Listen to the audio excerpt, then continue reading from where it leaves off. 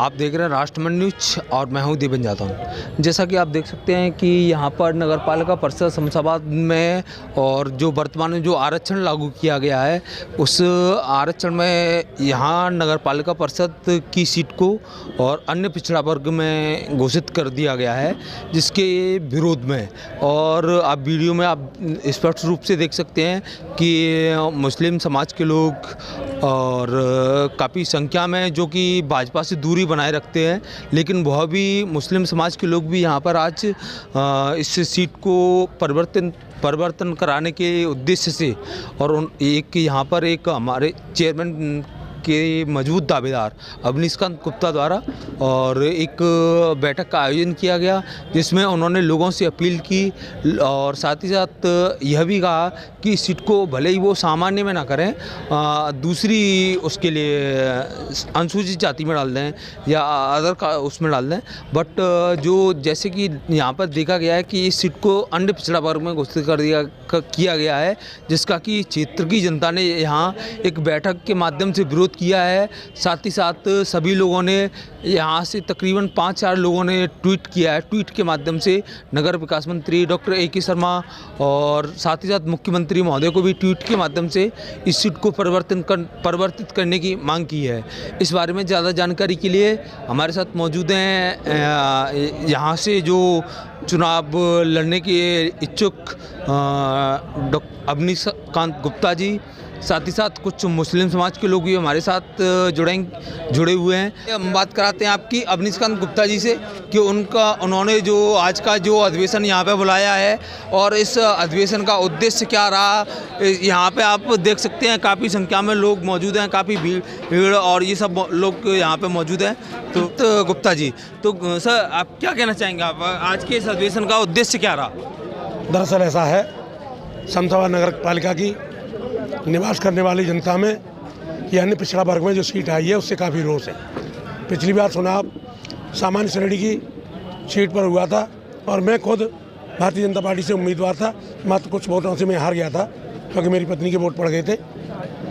2012 में जब ये अन्य पिछड़ा वर्ग में जो सीट थी तो हमारे ही भारतीय जनता पार्टी के प्रत्याशी मेघ सिंह कुशवाहा जी का शासन प्रशासन, क्योंकि उस समय समाजवादी पार्टी की सरकार थी, शासन प्रशासन और पैसे के बल पर पर्चा निरस्त करवा दिया गया था और काफ़ी आसानी से 5,000 वोटों से उस चुनाव को जीत गए थे, क्योंकि प्रत्याशी कोई रहा नहीं था। इस समय जनता में रोष इसलिए है कि अगर ऐसा ही हुआ कि अन्य पिछड़ा वर्ग में ये सीट रही तो एक बार पुनः वो विजयी हो जाएंगे, क्योंकि वो अरबपति आदमी है, पैसे की उन पर भरमार है और 3 से 4 हज़ार उनके यहाँ पर फर्जी वोट उन्हीं की जाति विशेष के हैं, वो उनको डलवा लेते हैं और वो विजयी हो जाते हैं। इसलिए ये जनता ये चाहती है कि सामान्य श्रेणी, अनारक्षित, सामान्य महिला अथवा अनुसूचित जाति में जाए, जिससे नगरपालिका में जो व्याप्त भ्रष्टाचार है। कुल मिला के सिर्फ इतना ही कहना है कि इस परिवार को छोड़ करके पूरे नगर की जनता नया चेयरमैन चाहती है, वो चेहरा चाहे कोई भी हो।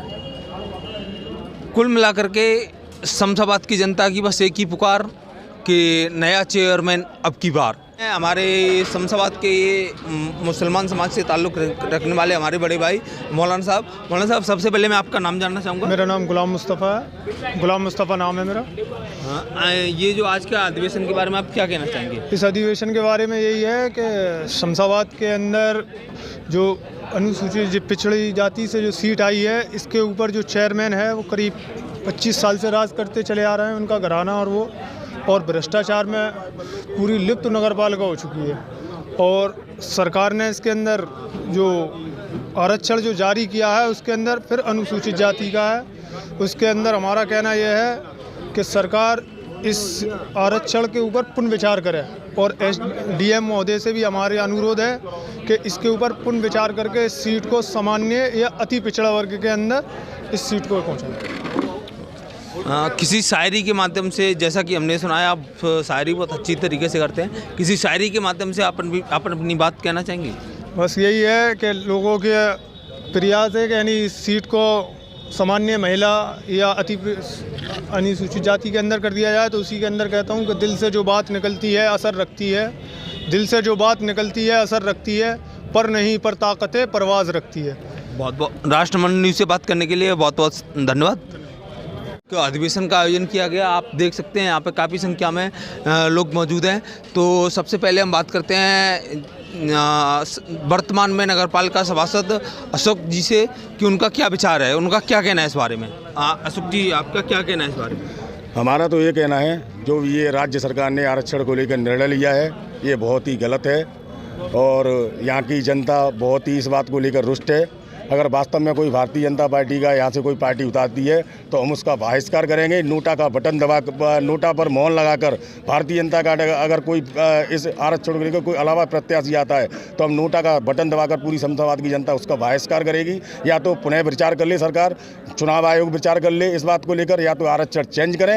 अगर कोई प्रत्याशी अपना भारतीय जनता पार्टी की तरफ से उतारते हैं तो हम उसका नोटा का बटन दबा के उस प्रत्याशी का बहिष्कार करेंगे, या तो आरक्षण चेंज करें। नगर पालिका को बचाना है तो सलोनी परिवार को हटाना है, जो 25 साल से यहाँ पे राज्य कर रहा है एक ही व्यक्ति, क्या और कोई नहीं है यहाँ पे चेयरमैन निकलने के लिए। अगर ओबीसी में कोई है नहीं मजबूत आदमी, कोई पैसे वाला नहीं है तो सामान्य में है, एससी में कर दो, सामान्य में कर दो। अरे ओबीसी ही जरूरी है, 25 साल इन्होंने कर ली, बहुत है। अब इसके बाद नया चेहरा आना चाहिए, नया चेयरमैन हम देखना चाहते हैं। हर पब्लिक, समतावाद की पब्लिक यही चाहती है कि हमें नया चेयरमैन चाहिए, नया चेयरमैन चाहिए। आज समतावाद के हर बच्चे के जो वहाँ पे एक ही नाम है। आपको कैसे याद हुआ है? 25 साल बाद ऐसे हुआ है कि इन 7 वर्षों के उपरांत में नगर पालिका के कर्मचारियों ने, चेयरमैन ने जनता का इतना शोषण किया है। जनता इतनी पीड़ित है कि जिसका कोई जवाब नहीं है।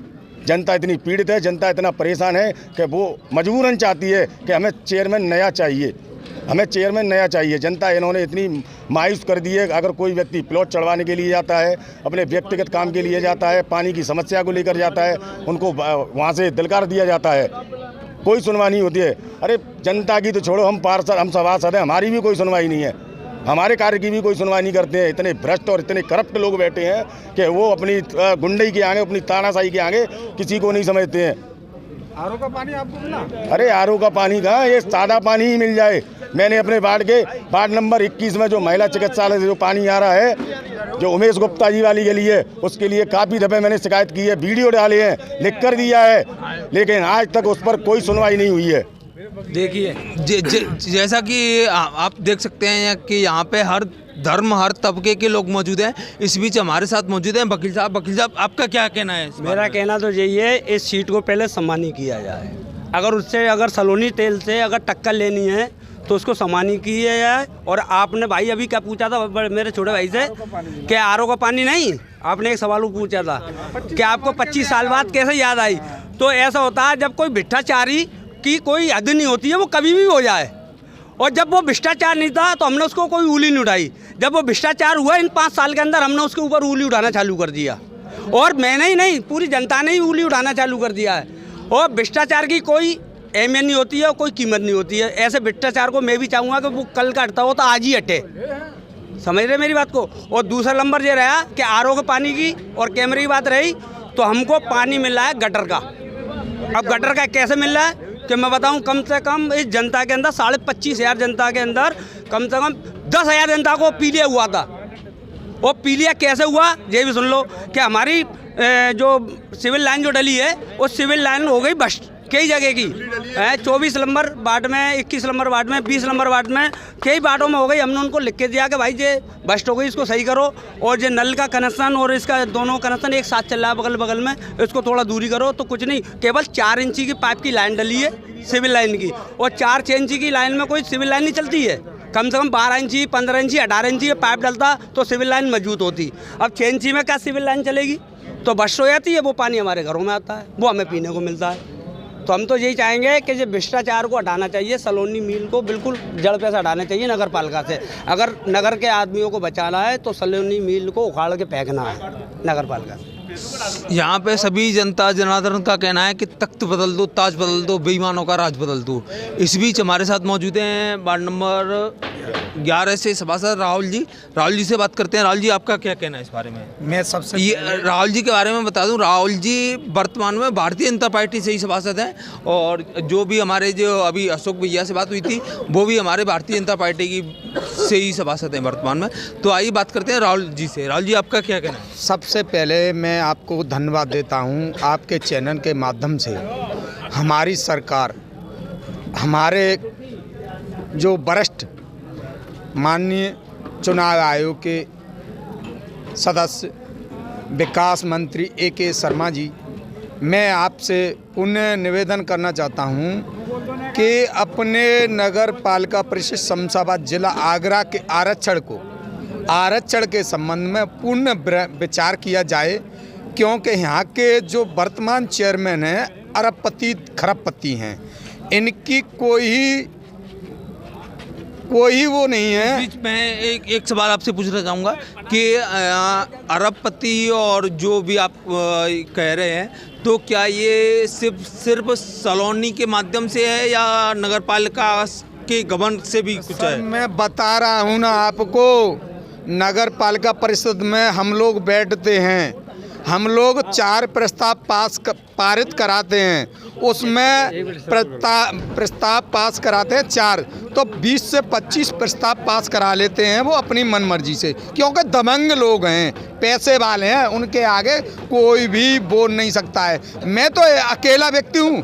अरे मैं आपको एक बात बता दूं, अगर ये सामान्य सीट नहीं हुई तो हम लोटा वोट करेंगे, लोटा वोट करेंगे, गारंटी से करेंगे, और एक भी वोट नहीं डालेंगे चेयरमैन को। हम चेयरमैन पे एक भी वोट नहीं डालेंगे, अपने पार्षदों को वोट डालेंगे, चेयरमैन का लोटा वोट करेंगे हम, जब हम गारंटी देते हैं। लोटा वोट होगा, लोटा वोट।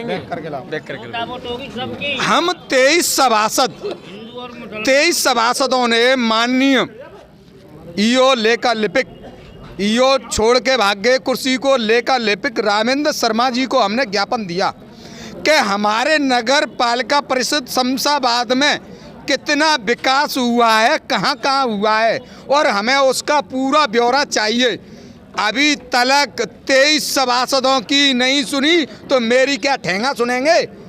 क्योंकि वहाँ तो लूट घसूट करके रखा है। तो आज उनकी 2-3 व्यक्तियों की सरकार अपनी इतनी ताकत रखती है, सरकार 2-3 व्यक्ति हैं नगर पालिका में, उनकी जांच करा लें आज से 25 साल तक पहले की और आज की, तो आज की समय में उन पर कितना संपत्ति है, कितनी वेतन मिलती है और कितना उनका खर्चा है, उसको कैलकुलेटर लगा करके देखोगे तो आज की समय में अरब या खरबपति निकलेंगे। मैं राहुल उपाध्याय बोल रहा हूँ। मैं क्या ये 25 साल थे बीसी चलती रही, फिर भी बीसी चेंजिंग नहीं की, फिर भी बीसी बढ़ा दी? ये सवाल कर रहा हूँ मैं, कानून से कर रहा हूँ, मुख्यमंत्री से कर रहा हूँ मैं, कि 25 साल थे, फिर वही चुनाव लड़ रहा है। पहले ब्राह्मण लड़े थे, बनिया भी लड़े थे, उनके सामने यही पार्टी लड़ती रही। आज फिर वो चेंजिंग, 25 साल से चेंजिंग क्यों कर रहे हो भैया? चेंजिंग करो, इनको बैठा लो, ताते और क्यों जीते, बनिया ब्राह्मण जीते, चुनाव लड़े, ठाकुर समाज लड़े, बीसी मतलब हर चीज़ में बीसी, हर चीज़ बीसी, 25 साल से बीसी चलती रहेगी महाराज चौथ की।